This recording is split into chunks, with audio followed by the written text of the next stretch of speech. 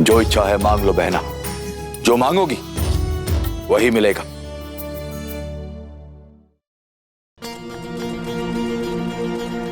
वचन देते हैं आप? मंदोदरी के सर पर हाथ रखकर वचन देता। अभी के सर पर हाथ क्यों रखते हैं? अपने सर पर रखिए। वैसे आपका वचन ही पर्याप्त है हमारे लिए। ठीक है, तीनों लोकों में जो भी प्रिय है मांग लो। तुम मांगोगी बाद में, हम देंगे पहले। विद्युत, विद्युत, विद्युत, विद्युत।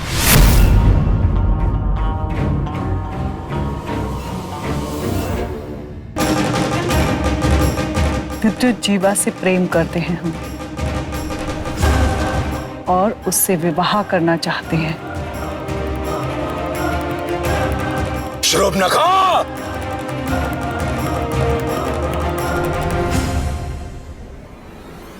तो तुम इसलिए वचन मांग रही थी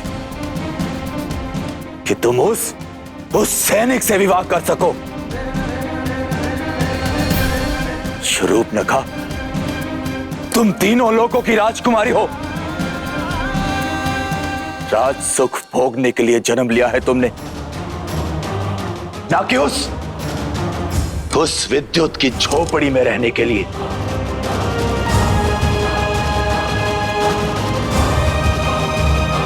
परंतु आपने हमें वचन दिया है। तुम्हारे सुख के आगे मेरे वचन का कोई मूल्य नहीं। विभीषण, विद्युत जीवा को यहां उपस्थित करो। किंतु भैया, एक बार शांत मन से विचार करके देखिए। हमारी बहन शूर्पणखा। विभीषण,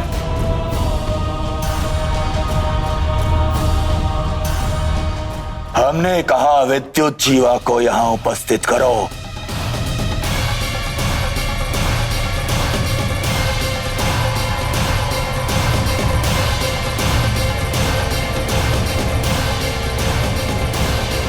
लंकेश्वर की जय हो।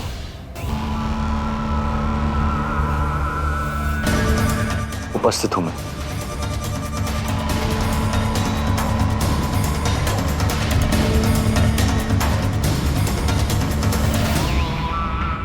विश्वासघाती, तू मुझे आंखें दिखा रहा है, पर तू ये नहीं जानता कि रावण को आंखें दिखाने वाले की रावण आंखें निकाल लेता है।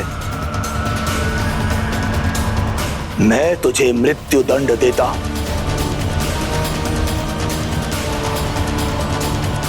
जिससे तेरे प्रपंच की नींव ही उखड़ जाए।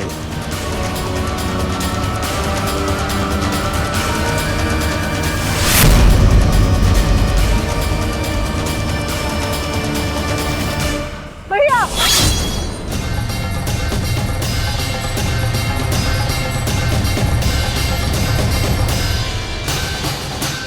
आपकी कुठार विद्युत पे चलने से पहले मेरी ये विष भरी कटार चल जाएगी।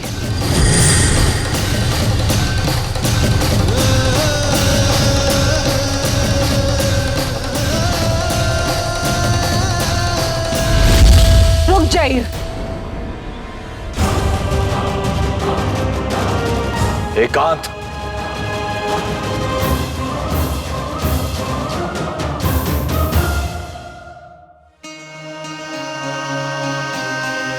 बहना, तू अपना सुख क्यों नहीं देख पा रही है? और आप मेरा प्रेम क्यों नहीं देख पा रहे हैं? ध्यान रखिए, आपने अपनी कुठार फेंक दी है, किंतु मेरी कटार अब भी मेरे हाथ में है।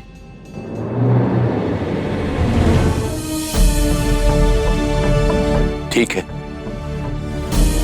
जिस लंकापति रावण के सामने सारा संसार अपना सर झुकाता है,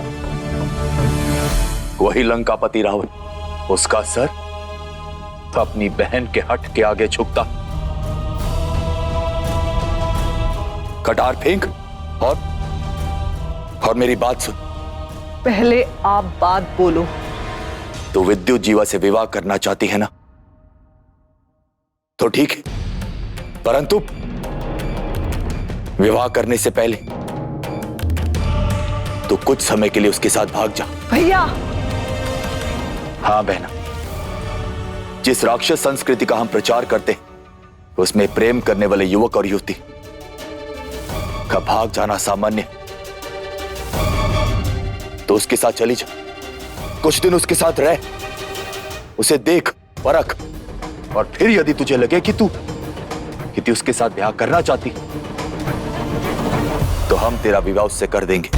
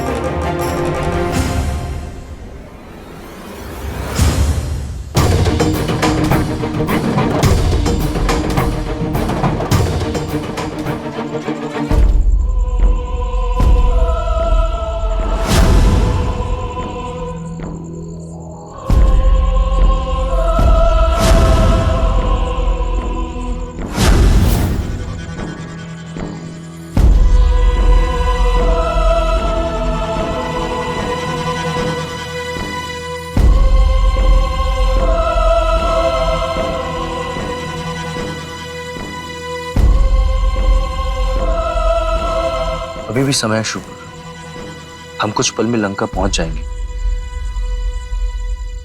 तुम भैया को भाई दूज का टीका लगा देना। भैया की याद तो हमें भी बहुत आ रही है।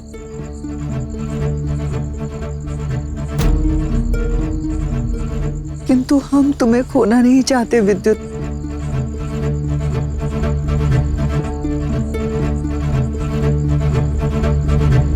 तुम मेरे लिए चिंतित ना हो शूर्पणखा, मैं मृत्यु से नहीं डरता, परंतु तुम्हें प्रसन्न देखना चाहता हूं। हम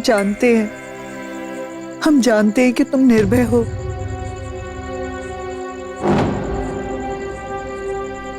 परंतु भैया के सामने नहीं, क्योंकि हम उन्हें भी जानते हैं और उनकी नीतियों को भी।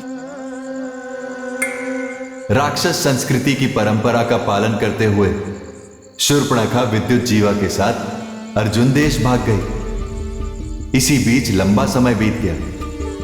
दोनों की कोई सूचना न मिलने से रावण चिंतित रहा करता था। कई वर्ष के बाद उस भाई दूज के दिन भी टीका लगाने जब शूर्पणखा नहीं आई तो कितने भाई दूज बीत गए मुझे अपनी बहन की प्रतीक्षा करते हुए, पर विद्युत के साथ कहीं मेरी बहन लौट कर नहीं आई। उसे अपने भाई पर विश्वास नहीं।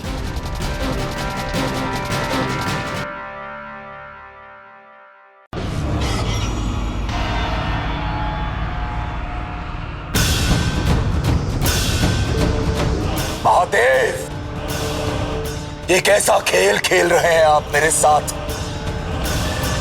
जिनसे भी मैं सबसे अधिक प्रेम करता हूं, आप उन्हें ही मुझसे दूर कर देते हैं। परंतु मैं लंकापति रावण हूं। लंकापति रावण। मैं नियति के समक्ष सर झुकाता नहीं, नियति को पलट देने में विश्वास रखता हूं।